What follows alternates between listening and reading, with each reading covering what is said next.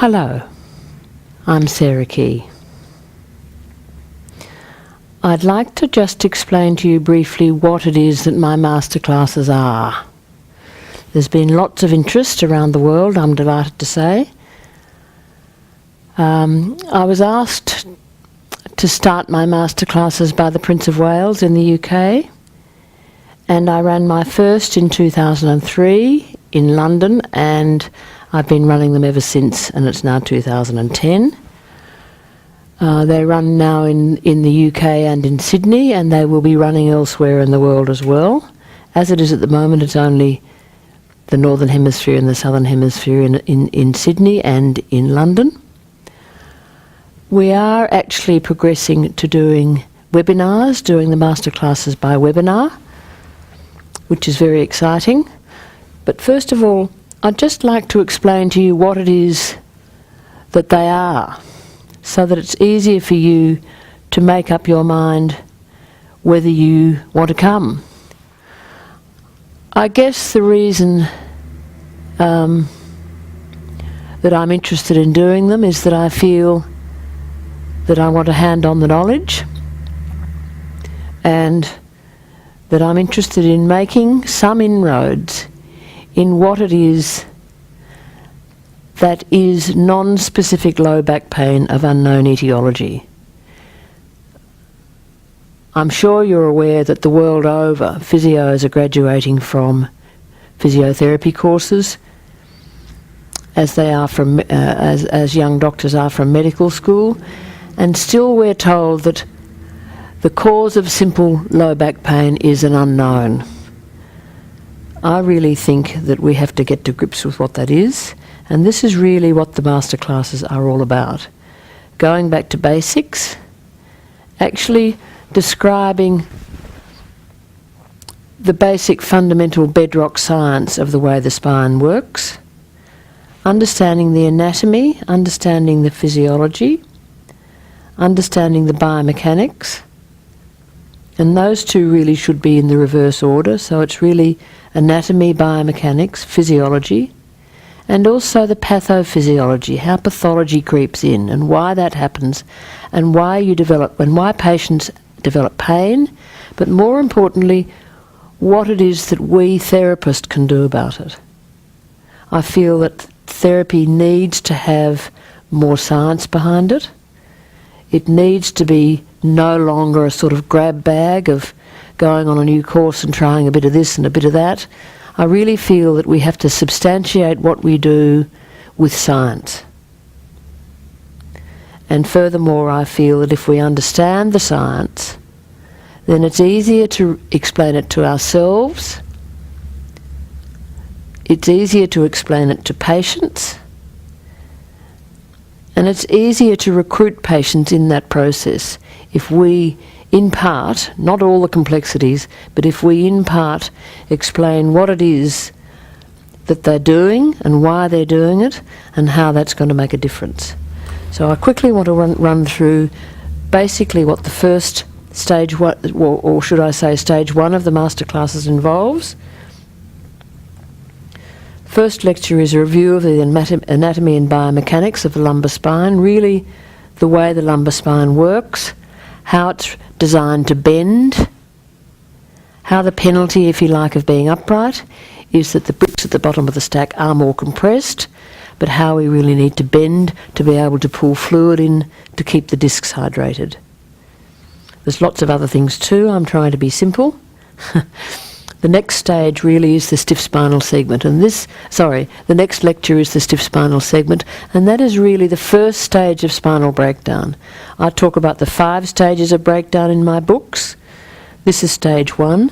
I believe that 90% of the cases that walk through the door of your outpatient department or who walk through the door of your clinic have this problem, and this, I believe, is what low back pain of unknown etiology is all about. I believe that the disc thins, I believe that the outer ligamentous skin of the disc adaptively shortens and becomes pain emitting, and I believe that is the main source of simple low back pain. If the disc eventually thins, especially to the degree to which that one is, then you pass into stage 2 and you develop facet arthropathy. Because the disc is thinner at the front, the facet joint at the back, in what I call the posterior compartment, overrides, and you start getting inflammation of the soft tissues clothing that facet joint. And I go into all the different features of what facet arthropathy, how it's caused, what it feels like to the patient, what it feels like when you're feeling it, how it can be fixed, what needs to be done, how you help, and what the patient has to do. Stage 3 is acute lock back, how other features of stage 1 of the stiff spinal segment predispose to other things happening down the track.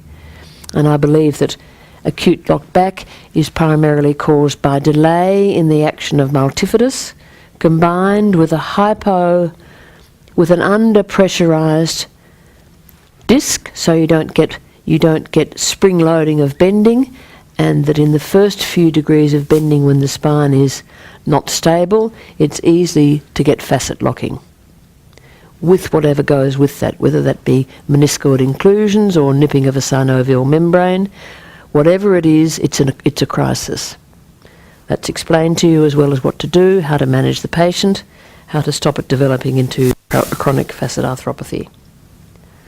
Stage 4 is prolapsed intervertebral disc, and I explain how disc prolapse is really very rare, although we hear all the time about slip discs, how slip discs have captured our imagination and reigned supreme for nearly 8 decades, how really it's relatively rare, how it really is a catchy name and it's captured our imaginations, but in reality it's actually rare that a disc will not only cause a bulge of the outer annulus here, but will actually fenestrate or rupture completely. It's very recognisable when you are in that syndrome, both parts of that syndrome. It's very recognisable what you have to do, and more to the point, what the patient has to do at home, because this syndrome largely needs to be treated by the patient, him or herself. The next stage is the final stage in my 5 stages of breakdown, how all those previous conditions coalescing at a motion segment cause the gradual incompetence of both the disc at the front and the 2 facet joints of the back, what we call the articular triad, and how degenerative change renders them sloppy and incompetent, and so the segment acquires a gradual propensity to shear as the patient bends forward. Again, easily recognisable as a syndrome, and again, a readily recognisable formula to follow in dealing with patients with both acute and chronic instability. Those are the 5 stages of breakdown. Then I go into the various discussions, how important it is to decompress the spine, how I explain how compression is the root cause, that the compression or sustained loading lowers the metabolic activity of discs and actually causes the discs, if you like, to go to sleep, and how whatever's wrong, whether it's vertebral stenosis, whether it's lumbar spondylosis, whether it's facet arthropathy, whether it's instability, all spinal conditions in their management need daily decompression. That's the first discussion. The second discussion is bending or not bending, to bend or not to bend. I illustrate how important it is to bend. It's absolutely vital to bend. The lumbar spine is designed to bend, to put the thinking, doing, clever part of our body at a height where we can be useful. Then we have discussion 3, the importance of posture and leg length, how aberrations in the beautiful S-bend of the spine when viewed from the side alters the load sharing between the front and the back of the lumbar spinal segments, and how important it is that that's recognised during the process of diagnosis and treatment. And number 4 is the trouble with sitting, the biomechanics of sitting, how it's essential that we do sit, but how the discs lose more fluid when we sit because the intradiscal pressures are much greater. But I explain how we mustn't inculcate fear in patients about sitting, but how there's a better way to sit, certainly when you're in pain, and what are the good and bad chairs. After stage 1, there's stage 2, which goes more into the congenital disorders and crisis conditions, much more in the way of palpations, much more in the way of finessing what you're doing with patients using your hands, finessing the way you're using your hands as diagnostic tools, finessing using the heel. I didn't say in the first part that stage 1, of course, has a big element of practical. We actually have a patient that we see me treating and assessing. I actually assess all the treatments, all the spines of the pupils in the class. I get you feeling what I'm feeling so that we can hone up your diagnostic skills.